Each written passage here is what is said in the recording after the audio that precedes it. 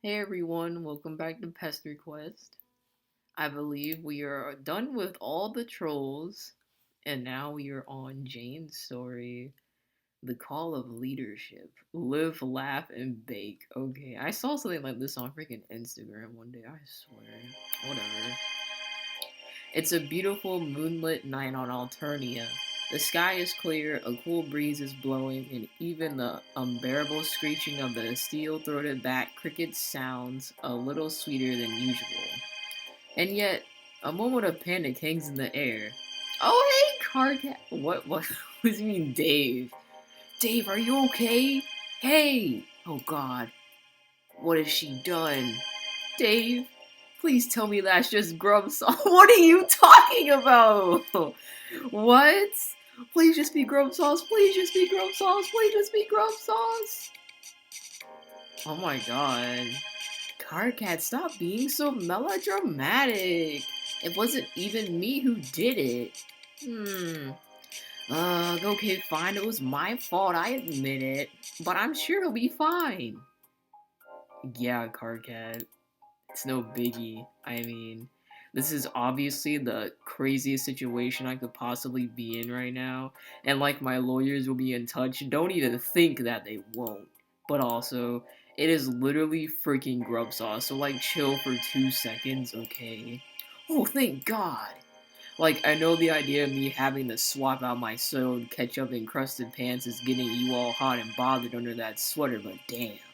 This is a picnic, dude. There are children present. And just like that, everything's alright. You have single-handedly revolutionized the art of picnicking on Alternia. You got a huge checkered blanket, a car-sized wicker hamper, what? An unholy quantity of foods in Tupperware containers, a lively crowd of your best and most recently acquired friends. Everything one could possibly need. No, we need more friends, mailman. Stuff's quaint as heck out here. Oh god, we got the whole squad out here. So, how many tentacles would you say she has, roughly? Let me see. It's okay, take your time. My interest is, purely scientific. Yes, precisely, thank you, Kanaya. This is part of my studies in the field of cryptozoology.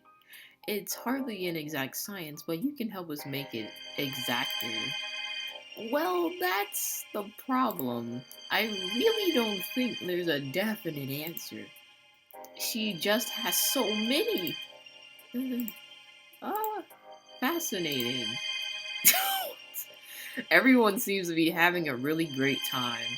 You're a pretty good picnic host if you do say so yourself. You let yourself lie back on the blanket and relax. Wait, is John here? I want to see John, Loki. Okay. Nepeta, could you pass me one of those beautiful green pies, please? Oh, sure, let me just... It's okay, I got this. Dude, step off, LMAO. She didn't ask for your help. Everyone's getting along so well. Well, I didn't ask for your opinion on whether the mid-blood human female wanted my help or not. Oh my god, did you seriously just call her that? What is wrong with you? Guys, humans don't even have different blood colors, you useless tool. Simply enjoying one another's company. Alright, that does it. I've had enough of this wishy-washy lawn-nil nonsense. And I've had enough of you! Oh, thanks, Napella. No problem, hee. Eat dirt and die. Why don't you make me? It will be my pleasure. Wait, what's going on over there? Oh dear god! Oh no, not now. This is a disaster. You gotta find some way to stop this before everything you worked for collapses under the weight of pointless, dumb boy drama. You don't have a moment to lose. What's better than this? Guys being allies. Oh, hi there, Gansey. Don't mind you, you're just trying to stop a picnic emergency. Hey, hold on, sister. Let's not be hasty. Right now, we're witnessing the birth of the greatest and, dare I say, most righteous miracle of them all. What? Gender motherfucking equality. Ooh. And just like that, everything breaks apart. You wake up alone. What? It's a cold, dark night on Alternia. I didn't get to see John. I'm low-key kinda disappointed. The sky is overcast, a harsh wind is blowing, and the only other sound to be heard is your own breathing. Panicked, shaky, you curl up a little tighter in your puddle of blankets in the corner. You try and think back to the wonderful dream you were having, but now it all seems real. That was a dream? Okay. You were only trying to take a short rest from fomenting revolutionary sentiment among your peers and fixing all their problems, which as it turns out is a full-time job. You just wanted to indulge your imagination for a while and skip to the part where everyone's happy already. There's nothing wrong with that, right? It all seems so real, so full of potential, like you could get there in an instant if you only tried a little harder. But now it hits you like a cold, wet circus pie filled with cement. Your dream of hope was nothing more than that, with no basis in reality or accurate characterization. Some things are simply too good to be true, and your subconscious clearly knew that all along. It hurts, and you don't know whether to laugh, cry, or just get really, really angry about it. You've made some wonderful friends over the last few weeks, months. It's been such a hectic whirlwind of nonstop amicability. You're not even sure how long you've been going. You've achieved so much on your quest, you know that for a fact. But now, looking around this empty room filled with the ghost of memories from a lifetime ago, you can't help but feel despondent. Maybe there are some things you won't ever be able to fix. Man, this blows. For some reason, your thoughts turn to John. Yes! Come on! Come on! See, we're thinking the same, mailman. He was conspicuously absent from your dream. It feels like you haven't seen him in ages. You miss him. Without really thinking about it, you pick yourself up. You've had enough of this horrible planet for now. Your friends here will be alright without you for a while. You tell yourself that a few times just to make sure you believe it. And then, zap! Oh, we're back! You materialize in a pleasantly familiar suburban neighborhood, standing in front of a pleasantly familiar house. It must be late fall by now. There are barely any leaves left on the trees, and there is a chill in the air. But your heart fills with warmth at that prospect of hanging out with your old friend John again. While your newer friends have all been fun to spend time with, in their own ways, you can't help but feel a special kind of fondness for John. It's not like you play favorites with your chums or anything, but maybe the fact that he was your first friend you met on your journey sets him apart from the others. It's nice to be back on Earth, too. You miss being able to go out in the sunshine. Your eyes wander a little, taking in the trees, the grass, the houses, before settling on the mailbox in the yard. Oh, the memories of when we stole his mail. A worrying thought occurs to you. Maybe in getting so caught up with meeting so many new people, John has forgotten all about you. Surely your friendship wouldn't have diminished so quickly, but were you really all that close to begin with? Bro, you were like the closest friends with John out of anyone in this game, trust me. You still feel bad about having thrown his birthday present in the sewer all that time ago. That was just such a bad thing to do in more ways than one. You were a really bad friend to John before you were friends with John. You're suddenly overcome with the urge to make it up to him. Instead of making a new friend today, why not try being a better friend to the one you already have? Taking a peek in the mailbox, there seems to be something inside. Oh my god. Maybe if you make absolutely sure to give it to him this time, that will start to make up for your earlier mistake. Really? I don't really know, bro. I don't want to touch this man's mailbox. Can't we just like wait for him to come out and get it? I don't even know what Pilfer or Pilfer the post or reconsider.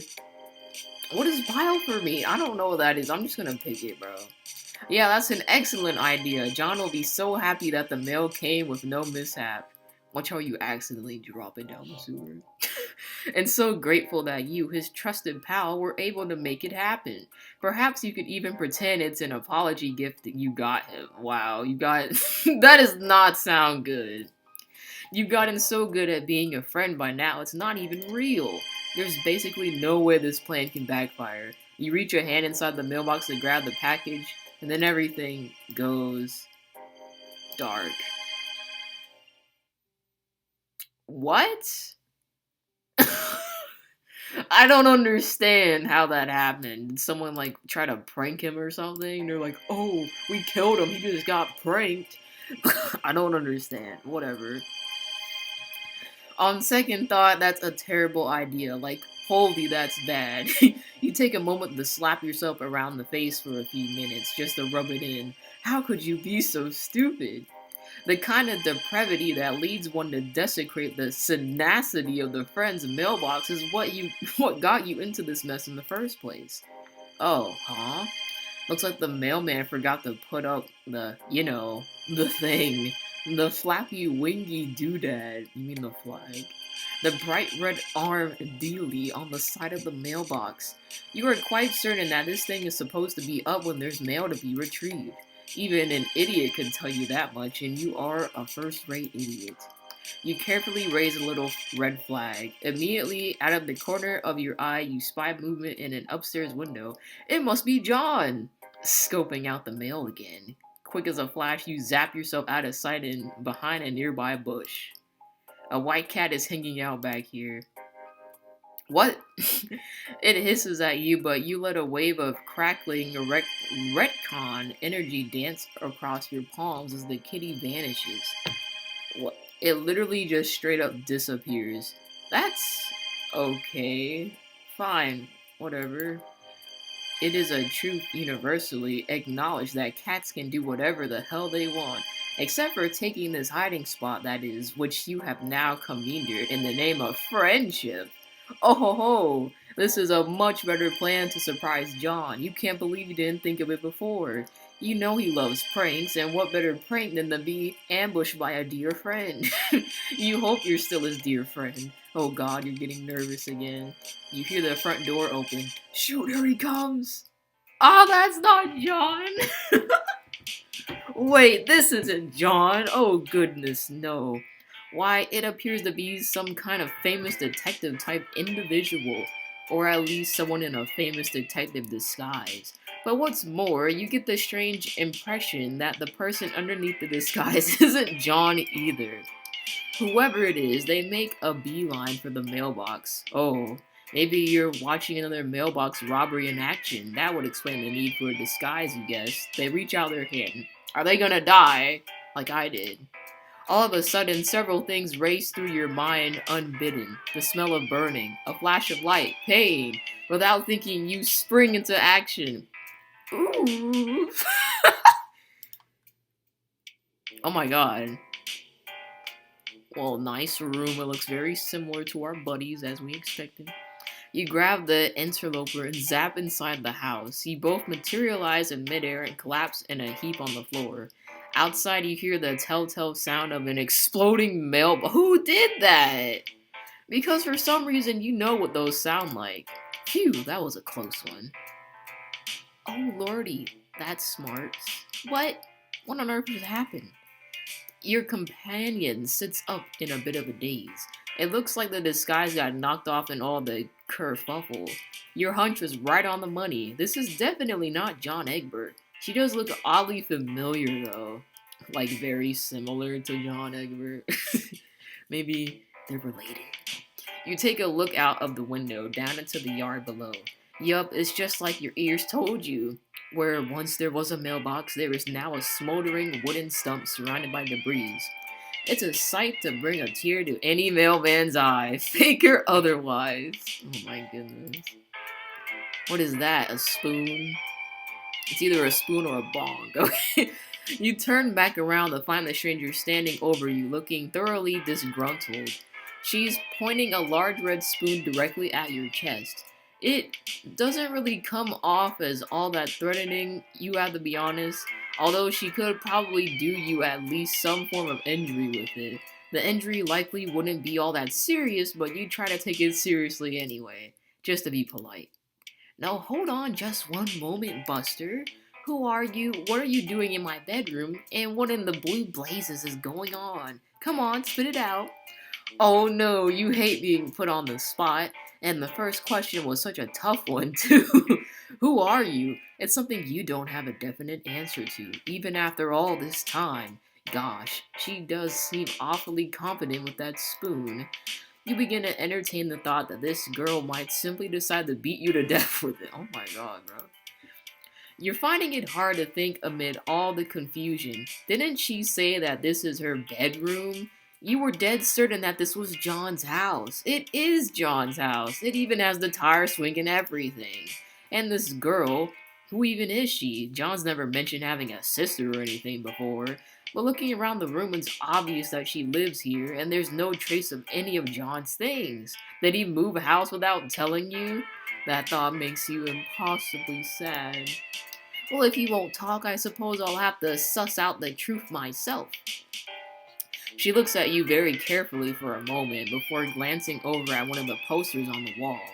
It's a black and white picture of what looks like a daring group of detectives.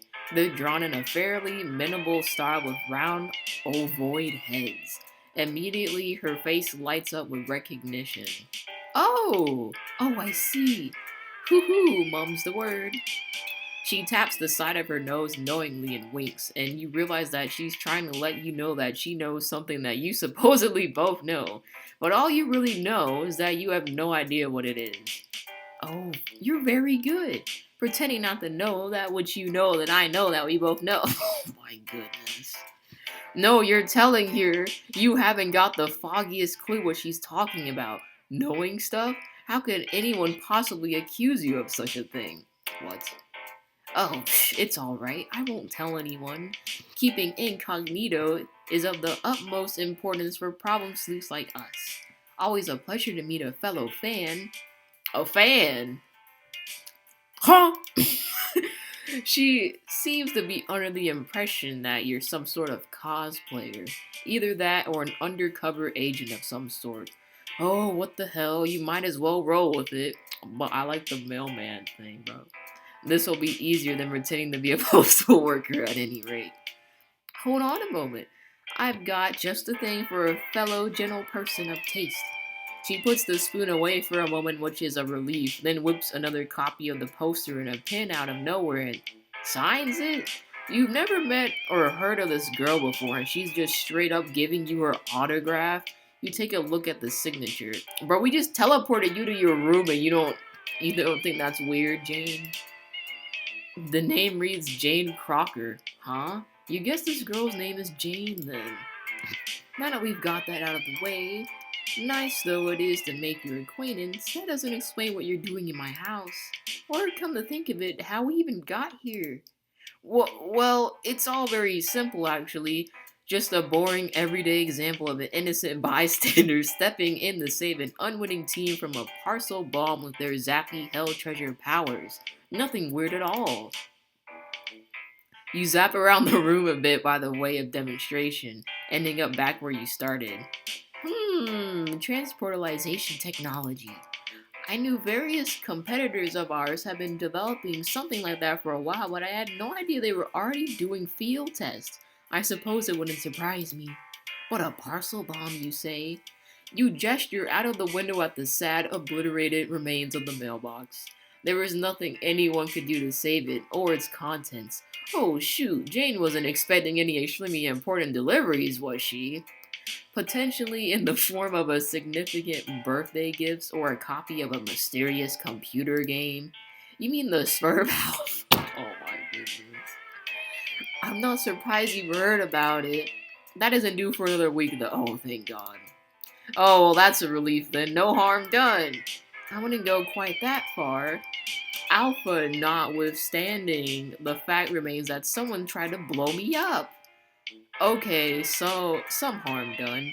Gee, the nerve of some people. You cannot fathom who could possibly want to do such a thing, and especially to someone as harmless and personable as Jane here. Oh, come on. One doesn't like to state the obvious, but if I had to guess, it's probably related to my being in line to inherit one of the largest corporations on the planet. Crocker Corp has its enemies. There's no question about that. Oh, of course, that's why her surname was so familiar. Jane is the new face of the Betty Crocker Company. You don't know what you expected. Considering what's happened on your journey so far, you should have seen this sort of thing coming. Yeah, she wants to make the spoon into a fork. Yeah, stuff like that, man. Speaking of which, you wonder aloud if anything like this has ever happened before. The only thing that could make this any more surprising is if Jane had been sent similarly life-threatening cargo on any previous occasions. Oh yes. Why, we get mail something similar just like last week, in fact. Uh, you try not to think too hard about the fact that Jane apparently fell for the same exact trick 2 weeks in a row. Father was out in the yard about to take his car out back for a soak when the blessed mailbox went up in smoke. It was quite the shock. Ever since then, he's been a bit antsy about me checking the mail myself, but today it arrived while he was out. Good thing, too, he would have thrown a fit if he'd known. I'm barely allowed out of the house as it is. I'm sure he means well, but it can come off as a bit overprotective sometimes. It's plumb ridiculous. A grown lass full of vim and vigor can take perfectly good care of herself. You don't want to pass hasty judgment on someone's familiar situation, but it sounds like Jane's father is just trying to keep her safe. It can't be easy constantly deflecting death threats away from someone determined to walk right into them. Where's her sense of self-preservation? I suppose it might seem strange to the uninitiated, but you sort of learn to accept it after a while. You know, I am the president in the future. Let me stop.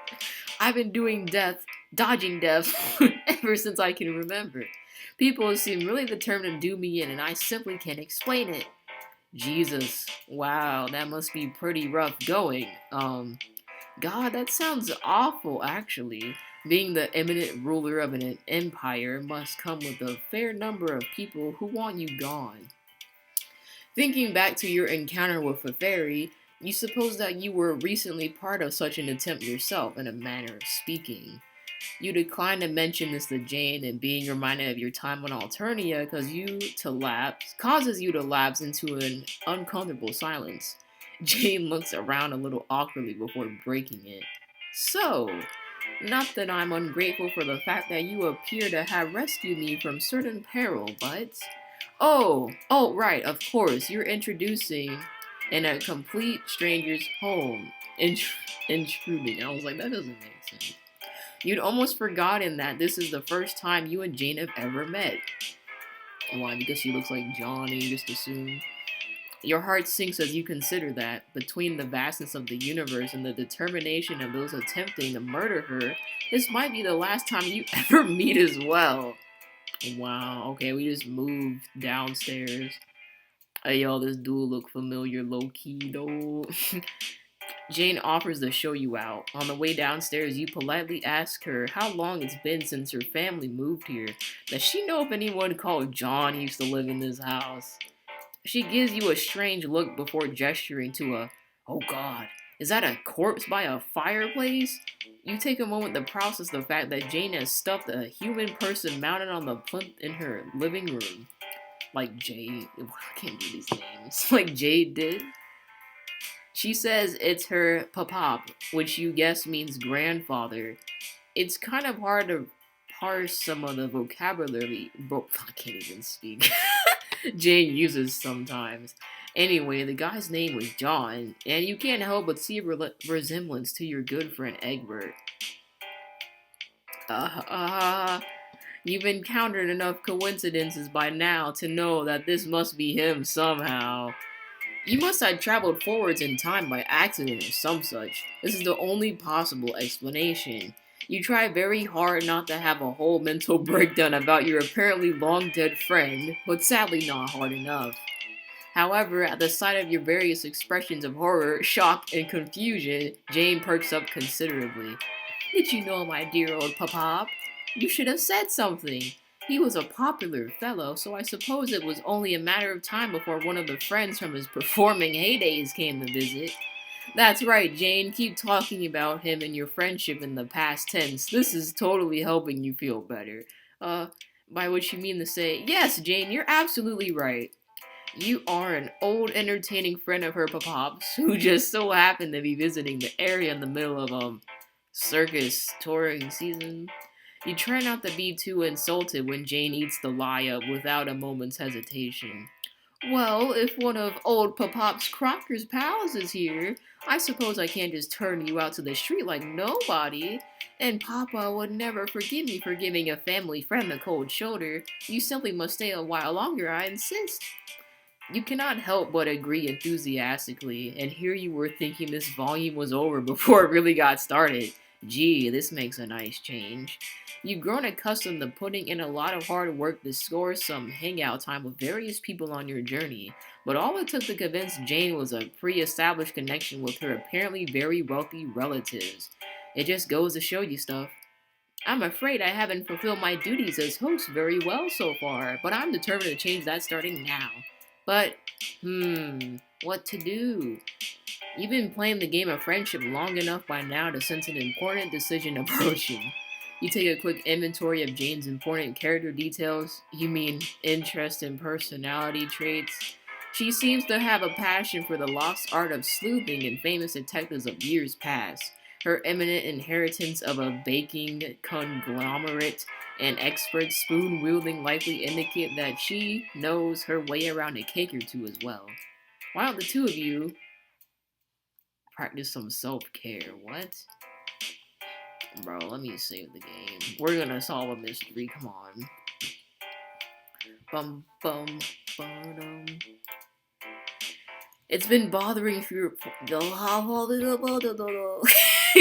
It's been bothering you for a while, but for someone who claims to follow in the footsteps of the very gustiest of gumshoes, Jane seems pretty unmotivated to find out who's been trying to murder her all these years. Perhaps you should use the means at your disposal to finally put this mystery to rest once and for all. You suggested, Jane, that maybe you should try to ascertain who the parcel was sent by. By whom was the parcel sent? What? Grammar, silly. It's very important. Oh, of course. You suppose you agree with that? After all, this is a text-based medium, and shoddy craftsmanship can only ever obscure information. Proper adherence to linguistic conventions is of the utmost importance, ensuring the conveyance of salient details in a timely and comprehensible manner. But damn it, Jane, now isn't the time. You've got a case to solve. Yes, alright, but what exactly you're proposing that we do? There's very little evidence that we could feasibly collect. The two of you look forlornly, out of the window again, down to where the mailbox should be. Jane is right. That avenue of investigation went up in smoke a few minutes ago. The investigation has barely gotten started and the trail has already gone cold in a blazing ball of fire. Oh my god, oops. You have to have something, Jane, come on. I suggest asking at the mail office or similar, but I don't suppose they know anything detailed about the package's origins. Bro, we're the mailman. Come on. It's not like regular mail workers have access to that kind of information. To make matters worse, the mail is one of the few public services Crocker Corp doesn't partially own, so I wouldn't be able to pull any strings. I don't suppose there was anyone watching at the time the bomb was placed either. You have to admit, the possibility seems somewhat remote, but that gives you an idea. If there aren't any witnesses to hand, why not make some yourselves? What? Bribe someone to falsify testimony or similar? That's certainly a novel way to go about it. Jane seems to be giving it a lot more thought than you would have expected, but in any case that wasn't at all what you meant. You explained to Jane that, far from merely being able to transportalize between any two physical locations, you also possess the ability to time travel efficate to any point in the past or future. Not to be rude considering that you did just save my life and everything, but that does sound more than a little far-fetched. Jane seems pretty skeptical about this, but you honestly can't be bothered to work through all of her personal misgivings about belief in the feasibility of time travel right now. You've been through this with more than a dozen people already. You decide to take a more proactive approach. Seeing is believing after all. You grab her wrist and zap back in time. Oh my god, this is no good. Jane, meet past Jane. Jane, meet future Jane. You trust that this will suffice as evidence. I I don't um alright, moving on. You purify next to the bush that you hid behind earlier and take refuge in it once again.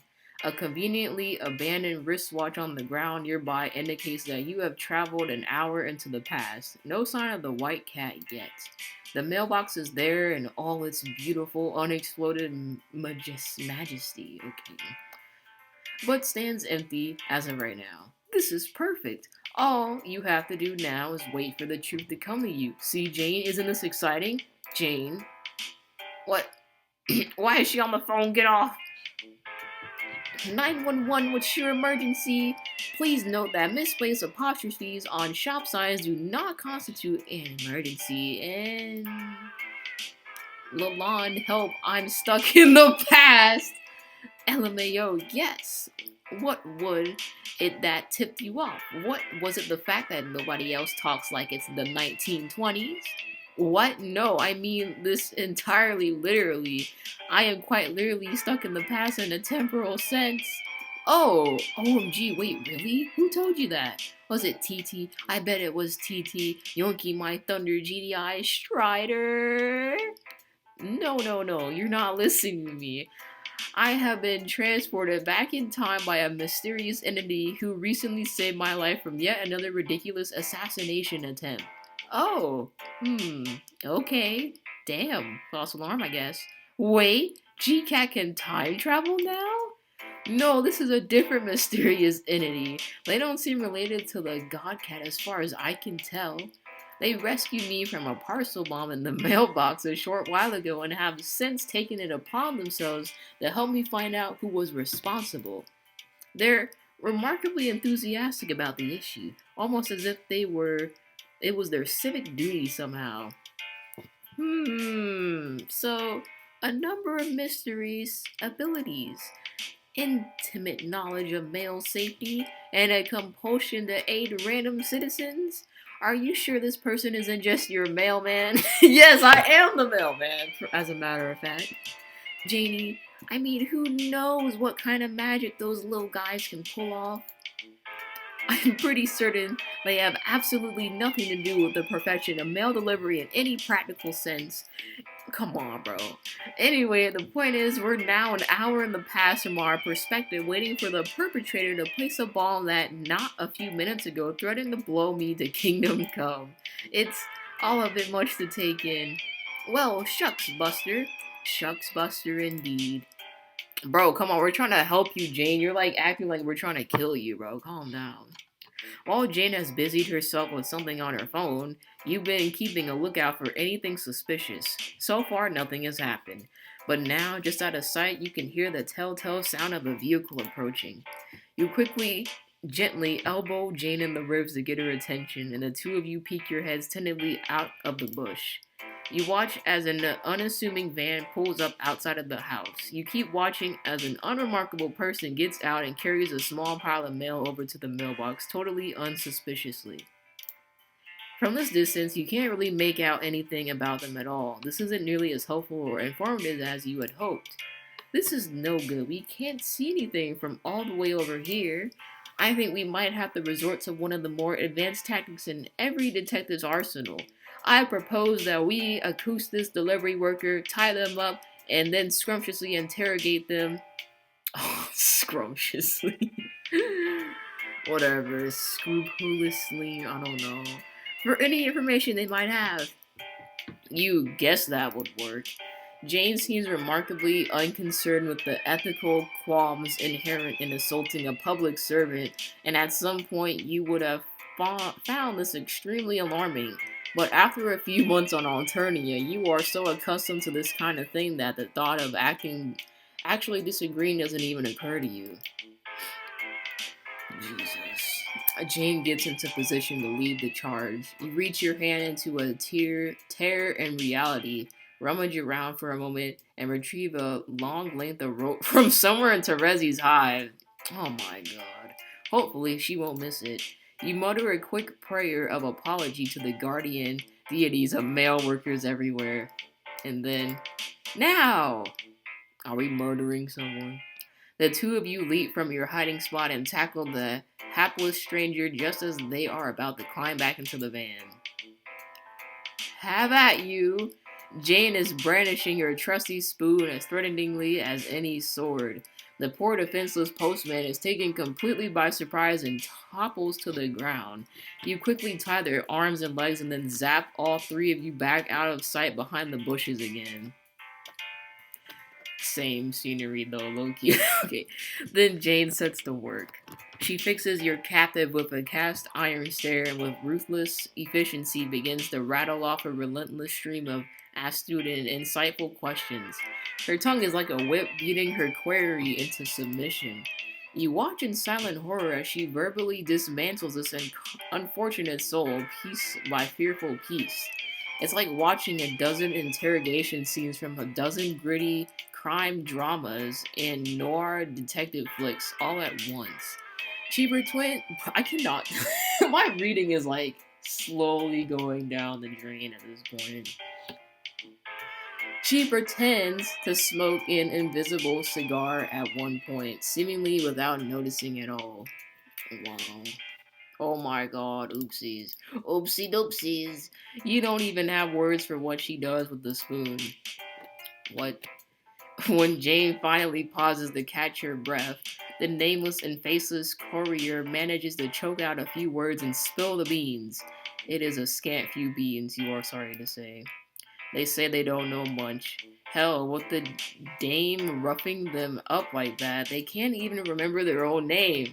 But they do remember the mysterious package marked "handled with care" and addressed to the Crocker residence. They say they remember thinking that there was nowhere else the package could have been headed with a surname like that. It was only fitting. You know, with the big red spoon on the side of the box and everything. Jane. Jane doesn't say anything else. She just stands up and unties the prisoner. They are free to. What? What? You flash them a look, which you hope says something like, "I'm sorry for helping this distressed teenager tie you up in order to satisfy her curiosity, and I appreciate your ongoing public service as a fellow mailman." But you've never been great at nonverbal communication. A notification rings out from Jane's phone. Perhaps chatting to a friend in this trying time will offer her some comfort. You wander a short distance away, allowing Jane some space to process what's happened. You've learned the hard way that privacy is a fundamental right that should always be respected. How goes the investigation? Did you threaten a retail worker or something yet? OMG, Janie, you didn't you? GDI, we've talked about this. Jane, are you okay? No. I can't believe that I'm typing this. The company, my company, it appears that they were the ones who sent the bomb. Okay. You're right about them, I suppose. You're being serious right now? You're not like pranking me super hard for the mega lulz. No, of course not. I'm hardly in a joking mood. Jane, this is great. What? You finally pulled through. The battered person had the wool over your eyes. Buy no more. What? Oh, I'm so happy. What? No, this is awful. Oh, right. Of course, what I meant was that. Arg, will you please just stop talking for a second? I can't think of your endless ruddy face blithering all the time. I nearly died for the umpteenth time this morning but survived, only to have my entire worldview start to collapse before my very eyes by way of some mysterious time travel magic. Jeez Louise, this is easy for you. In fact, this must be Christmas and birthday come early for all three of you. You finally got what you wanted, which was to prove me wrong. Your insane collective conspiracy about my entire life being part of some evil plot looks like it might just hold water after all. Congratulations! Go on, say that you told me so. Here, I'll even type it out for you to copy and paste, so you don't have to worry about any more spelling errors. I told you so. No? I'm not really sure what to say. You're kind of scaring me. I'm sorry, this is scaring me too. Jane sighs. You guess the conversation must be taking a turn for the heavy. But you can't say for sure. You're feeling good about your decision not to pry into this private discussion. It would truly be some kind of screwed up to intrude at such a vulnerable moment when people are rarely seen at their best. It feels as though I'm in the middle of an ocean. Scratch that. It feels like my whole world is an ocean. Something so immense, so dark, so vast and deep that I can't even begin to imagine what might be beneath the surface. Everything that I have ever known, everything that I've ever been, is sinking down into it, vanishing with a nary a trace, and my only solace is the jump of my own volition before I'm pulled under by force. And what? Is someone going to catch me and help me stay afloat? The only float my best friend in the whole world has any familiarity with is flipping cocktails. OMG. Jane, I know you're like being kind of mean and exasperated right now, but it means a lot to hear that I'm your best friend. I love you, heart. Grr. Roll out to Jesus. Please. I'm only trying to express the depths of my existential confusion over here. The ocean, Lalon. The abyssal, infinite ocean. Can you even imagine what that's like? Uh, on second thought, never mind. This whole analogy is contrived and nonsensical, and couldn't possibly have any emotional relevance to anyone. Another sigh. God, I'm sorry. I'm not handling this well at all. I mean, to be honest, no. But LBR, I don't know what that is. I don't know what precise arrangement of emotional responses would even realistic ally qualify as, quote, handling this quail fish pun for topic appropriateness. Whew. Like, I guess I had like this whole plan for how I get you to accept the truth. And it would have worked cause let's be real, I'm a friggin' genius. But also, I'm pretty sure that I would have involved blowing up a whole bunch more stuff, or at least mega escapades. How about shenanigans? Oh, you know it. She nanny guns out the blank. The point is, I knew that it would be hard, many hazardous to our relationship and or your physical health, but I knew that you were worth it, and also for what's it worth. I don't give a effing F about dunking on your blank. None of us do. With a third and final huff, Jane slumps down on the ground, visibly deflated. All the tempest and fury is gone out of her, and now she's just sitting and gazing glumly at the wall of bubblegum pink on her screen. She seems utterly miserable. You want to comfort her, to offer solace and friendly counsel in this trying time. There comes a moment in every teen's upbringing when she realizes that the globe spanning multi billion dollar corporation, which is her birthright, has also been responsible for some pretty shady and heinous nonsense, including multiple attempts on her life. It's just part of growing up. But somehow you just can't find the words, and maybe it's not your place to comment anyway. Before you can think of something to say, Jane shakes her head and starts typing again. Alright, that's enough sitting around feeling all forlorn. I'm feeling pretty okay, actually. No, me, I'm talking about myself. This new reality is one that I simply have to accept whether I like it or not, and it's no good being glum about it. Especially not if it leads me to mistreat my dearest and nearest. So I'm not going to be the leader of a worldwide mega corporation. Big deal. There are better things to be applying my savvy towards. The friends who have my back, for instance. Oh, OMG, Janie, I'm loving this new enthusiasm. I understand I've been remiss in my duties as of late, but that ends now. Where once I had a duty to my heritage, now I have a duty to those who care about me. The call of leadership comes from elsewhere. OMG, yes, these words you're typing meaningful and full of poignancy. Oh my. Jane strikes a pose that looks at once determined, bold, fearless, and resolute, and all while still typing furiously away on her mobile. It just goes to show how hard she must have trained for a moment like this. And so, for my first act as a responsible friend with eyes unclouded by the sugary haze of a manipulative baking empire, I say that it ends here. The game in which we've been pawns for years stops today. Yes, hell yes. I think I've rather gone off the idea of games altogether. Haven't you? Oh. Specifically, the game. Oh, blah, blah, blah. Hell, wait, what? The alpha. I decided that I'm not going to participate. It's a Crocker Corp product, and it's clearly part of some grand evil scheme or another. It'd be positively suicidal to consider playing it at this point. Well, yes, but what? There's no doubt in my mind about it.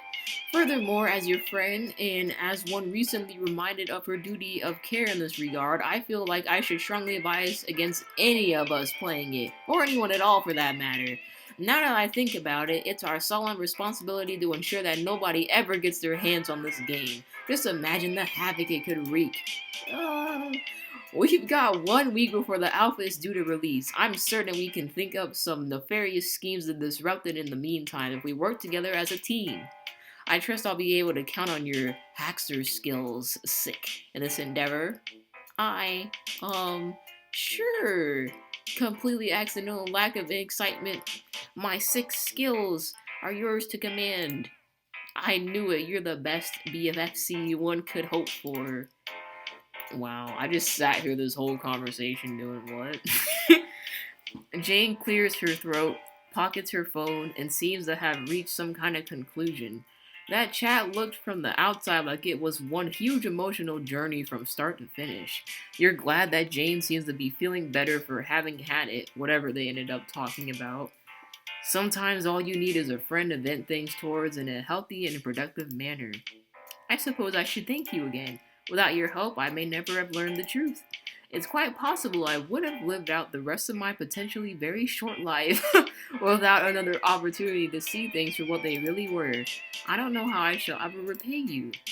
Since nothing today has changed the fact that Jane is ludicrously wealthy, you can think of a great number of ways that she could feasibly repay you, but that might just be pushing it a little too far all at once. So instead, you effortlessly spin some yarn about this being what friends are for and so on. It's a speech you've given many, many times before. Oh my goodness, what is this?